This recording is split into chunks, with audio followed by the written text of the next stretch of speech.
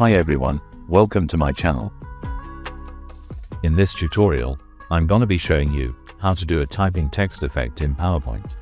To create a typing text effect in PowerPoint, you can do the following. First, select the text box, then go to Animations tab. Select the Add Animation drop-down menu. Choose an animation, such as Appear.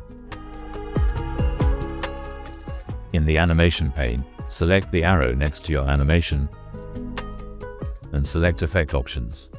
In the dialog box, on the Effect tab under Enhancements, select the arrow next to Animate Text and select by letter. Then you can change the delay time in the seconds delay between letters box to 0.1.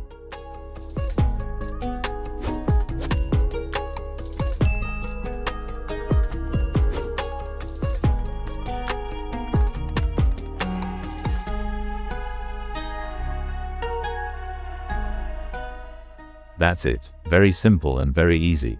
Thanks for watching. Comment below what you'd like to see next. Don't forget to like, subscribe, and hit the notification bell for more.